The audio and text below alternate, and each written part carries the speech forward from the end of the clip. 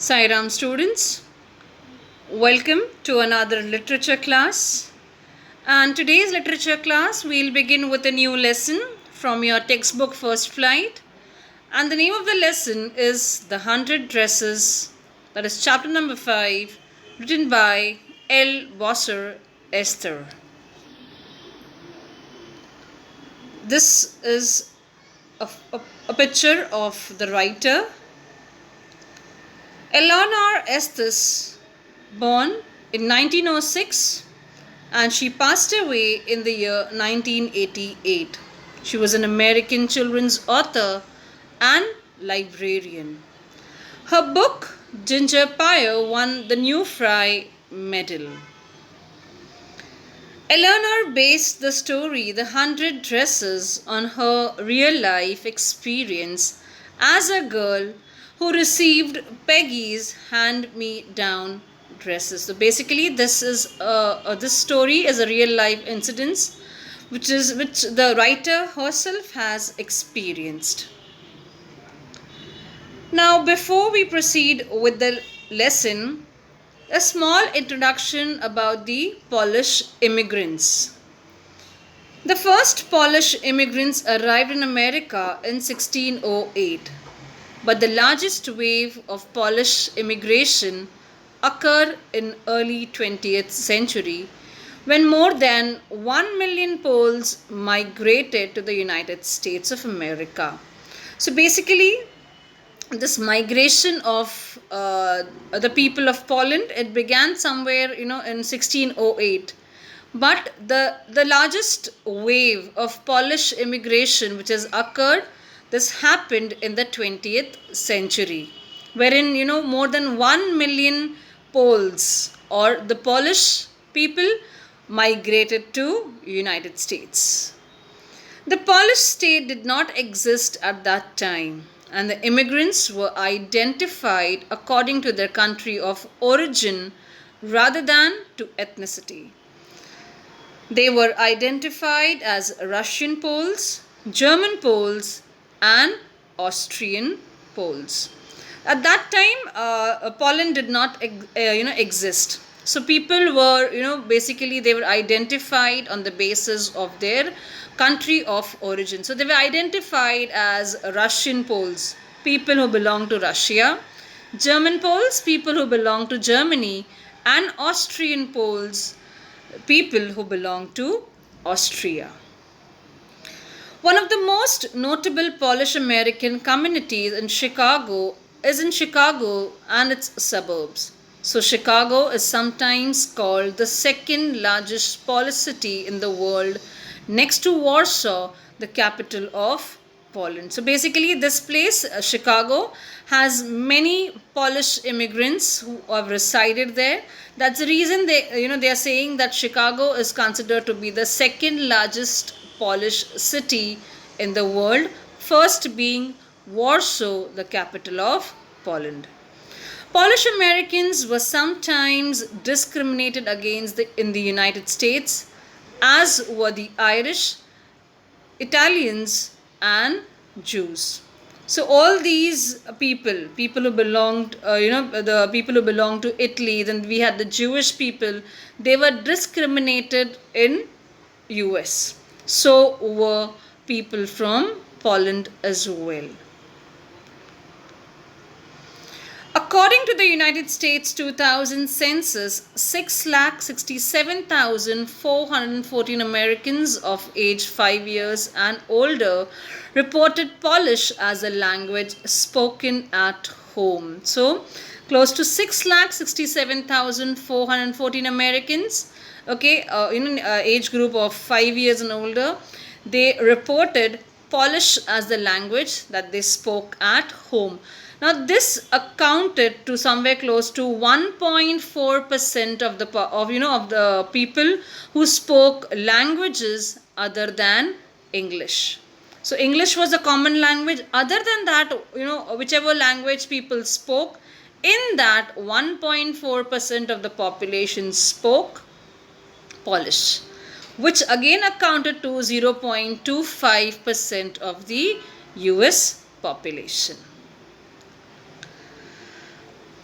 Basically, if you see, this story is a very sensitive account of how a poor young girl is judged by her classmates. I told you these people were discriminated. The people, basically who were immigrants, they were discriminated by the other natives.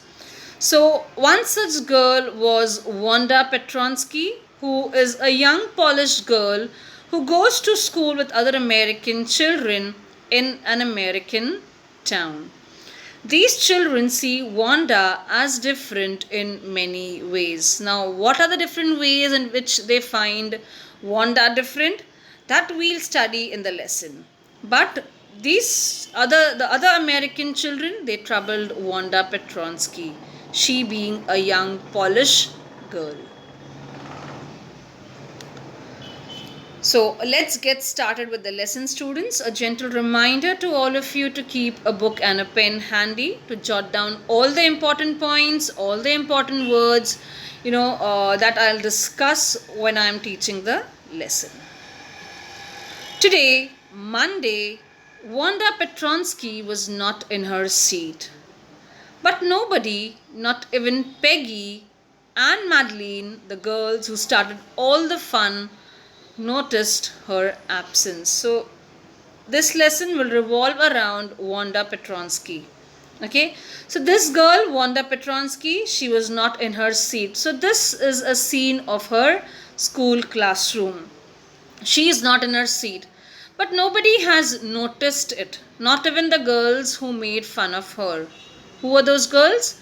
Peggy and Madeline. Even they didn't notice, it went unnoticed. Usually, Wanda sat in the seat next to the last seat in the last row in room 13. So, where did Wanda sit? She was in the last seat of the last row in room number 13. Room 13 is basically the classroom number. She sat in the corner of the room where the rough boys who did not make good marks sat. So, where did she sit? She sat in the corner where the rough boys sat. Now, who are these rough boys? Basically, they are the boys who were very, very naughty. Okay, and they didn't make good marks. They sat in one corner and they enjoyed their life. The corner of the room where there was most scuffling of the feet, most roars of laughter when anything funny was said, and most mud and dirt on the floor. So this particular corner witnessed many things. What was that? First was scuffling of feet. Now what is scuffling of feet? Basically noisy or dragging movements of the feet on the ground. So when there is a lot of noisy movement on the ground because of feet, that is called as scuffling. Most roars of laughter. Whenever there was a joke cracked, these boys used to laugh very loudly. And there was most mud and dust on the floor. Now why mud and dirt? Because basically all the children who sat over there, they walked down to school. So that's the reason. Along with them, they had a lot of mud on their feet. That's the reason that area was also covered with a lot of mud and dirt. Wanda did not sit there because she was rough and noisy. On the contrary, she was very quiet and rarely said anything at all. Now, Wanda, why did she sit there? Because she was noisy? No, not at all. Because she was naughty? Again, no. But on the contrary, she was very quiet and she rarely spoke anything. And nobody had ever heard her laugh out loud. Sometimes she twisted her mouth into a crooked sort of smile, but that was all. So nobody ever heard her, laughing out loudly, or even if she had to, she used to just make a very crooked smile. That was all. Okay. Nobody knew exactly why Wanda sat in that seat unless it was because she came all the way from Boggins Heights and her feet were usually caked with dry mud. So nobody knew the reason why Wanda Petronsky sat there. Why that particular last seat? When she was not noisy, when she was not naughty, then why that seat? Nobody knew the reason exactly why Wanda Petronsky sat there. Maybe one reason could be that she came all the way from Boggins Heights and her feet were usually caked with dry mud. So one reason could be that she was, coming all the way from Boggins Heights. Maybe that place was, occupied by all the immigrants, and she used to walk down she used to walk down to school. That's the reason her feet were usually caked with dry mud. Now, caked with dry mud is basically there were layers of mud. When she walked down, obviously her feet got dirty, they were covered with mud. But no one really thought much about Wanda Petronsky once she sat in the corner of the room. So once she came to a classroom and she settled down, nobody even bothered about Wanda Petronsky. The time when they thought about Wanda was outside of school hours at noon time when they were coming back to school, or in the morning early before school began, when groups of 2 or 3 or even more would be talking and laughing on their way to the school yard. So when did they think about Wanda? Basically, it was before the school hours when the school actually began, or after the school hours when it got over. Nobody even bothered about Wanda once she settled in her seat. Then sometimes they waited for Wanda to have fun with her. Okay, there were days when they used to wait with Wanda so that they can have fun with her. Now, have fun with her doesn't mean that they used to enjoy with Wanda. They used to enjoy, that's right, but at the cost of Wanda. The next day, Tuesday, Wanda was not in school either. And nobody noticed her absence again. So, Monday she didn't turn up. Tuesday again she didn't turn up. And nobody even noticed her absence. But on Wednesday, Peggy and Maddie, who sat down in front with other children, who got good marks and who didn't track in a whole lot of mud, did notice that Wanda wasn't there. So Monday, Tuesday, nobody noticed. But on Wednesday, Peggy and Maddie, they did notice that this girl Wanda has not turned up to school again. And who are these girls? Basically, they were girls who sat in front, okay, who got good marks, and who didn't have whose feet were clean, which means they didn't walk down to school. Maybe they were financially better than Wanda. Peggy was the most popular girl in school. She was pretty, she had many pretty clothes, and her hair was curly. Maddie was her closest friend. So here we have a small description about Peggy and Maddie. Okay, Peggy was the most popular girl in school. She was very pretty. She wore pretty dresses. Her hair was curly, and her closest friend was Maddie. The reason Peggy and Maddie noticed Wanda's absence was because Wanda had made them late to school. Now, how did they come to know that Wanda didn't come? Because they were waiting for Wanda. Who were waiting? Peggy and Maddie. So they were waiting.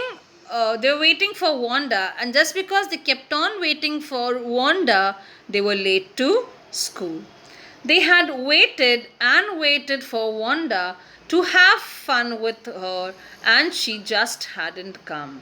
They often waited for Wanda Petronsky to have fun with her. So they just kept on waiting where this girl is, why she is not coming, so that they could enjoy with her.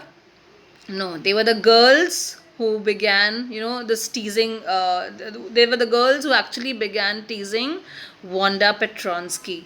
So they used to enjoy. Before school began, they used to tease her. After school got over, they used to tease her. And that day also, on Wednesday also, they just kept on waiting for Wanda so that, she comes, they will enjoy themselves and then they will go and settle in the class. But the third day again, Wanda Petronsky did not turn up. And that is when these girls noticed that Wanda did not come to school. Wanda Petronsky. Most of the children in room 13 didn't have names like that. So the children in that class found Wanda Petronsky's name little funny. They found it very different. And they're saying that, that particular room number 13 did not have children whose names were like that. They had names easy to say, like Thomas, Smith, or Alan. There were other children as well, and their names were pretty easy. What were their names? Thomas, Smith, or Alan.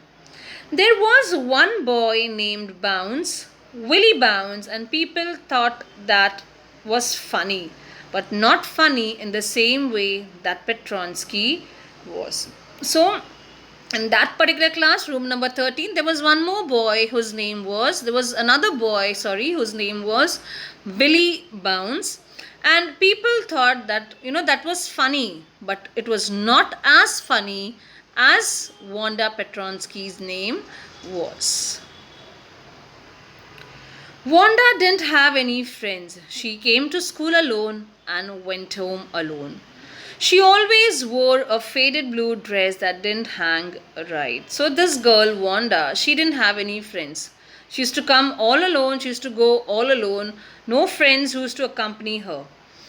She always wore a faded blue dress. So, she used to have this one dress that she wore every day to school, and that was a blue color dress which didn't hang right. Now, what is didn't hang right over here? It means it did not fit her properly. It was maybe loose. It was clean, but it looked as though it had never been ironed properly. She didn't have any friends, but a lot of girls talked to her.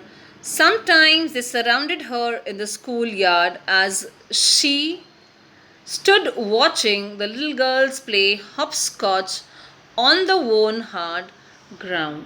So this girl, she didn't have, her dress was clean, okay, but it looked as though it was not ironed properly. She didn't have any friends, but she spoke to a lot of girls. In fact, a lot of girls spoke to her.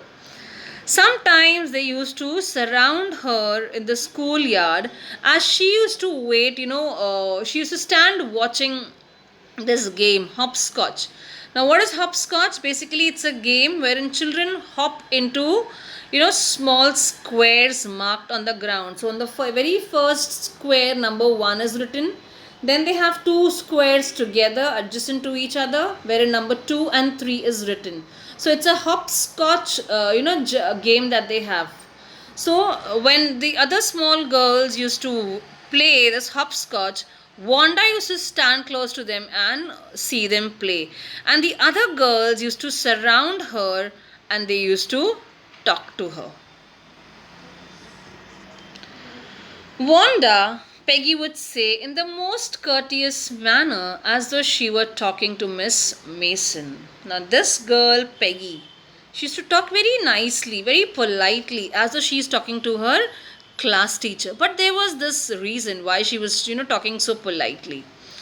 Wanda, she would say, giving one of her friends a nudge, tell us, how many dresses did you say you had hanging up in your closet? So, this girl Peggy, in a very kind and a very polite manner, as though she is talking to Miss Mason. Miss Mason happens to be her class teacher of room number 13. So, she used to ask in a very polite manner. And what she used to ask? Before asking, she used to give a nudge. Nudge is a gentle push. When you try to make fun of others and when you want it to be noticed by someone standing close by, you give a gentle push to that particular person. So even Peggy did the same thing. She gave a nudge to one of her friend and then she popped a question. What was the question? How many dresses did you say you had hanging up in your closet? So she asked, how many dresses do you have in your cupboard, Wanda? What did you say? And then Wanda would say, what did she reply? Let us see. 100, Wanda would say. 100? exclaimed all the little girls incredulously, and the little ones would stop playing hopscotch and listen. So, when this question was asked, Wanda would answer 100.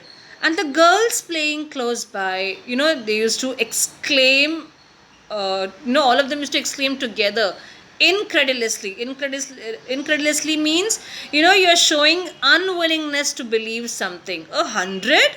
They used to ask in such a way that it showed that, they are not ready to believe that Wanda Petronsky had 100 dresses. And they used to stop playing hopscotch and listen to what these girls were talking.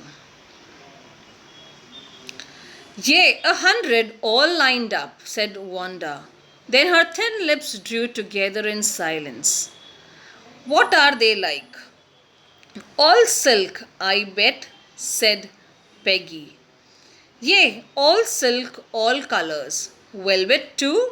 Yea, velvet too. 100 dresses, Wanda. So she used to say, all 100 dresses are lined up. And then she used to keep quiet. She used to be quiet for a moment. And then Peggy asked another question. What are they like? I mean, what material? What are they like means what material? So all silk, all expensive clothes, right? I bet, I challenge you, I'm very sure, I'm very confident. All your dresses will be, the material used would be silk. So Peggy used to say this. And Wanda would reply, yes, all silk and all different colors. The 100 dresses that I have, basically all dresses are, the material is very good, and all different colors I have for my dresses. Velvet too. So Peggy popped another question. So you must be having velvet material dresses as well? And Wanda used to say, yes, my closet has a velvet dress as well. So students, we will stop here for today, and the remaining part of the lesson we will continue in our next class. So what we have seen is basically the story about a girl, Wanda Petronsky, who is very quiet, who is very silent. But then the other children enjoy at the cost of Wanda Petronsky. She happens to be a poor girl. She's a Polish immigrant, and she is teased by the other American children in the same school. So we'll stop here for today. There's another link which you have to click to answer all the questions given. Don't forget to submit, students. Until we meet next, you will take care of yourselves. Sai Ram and bye-bye.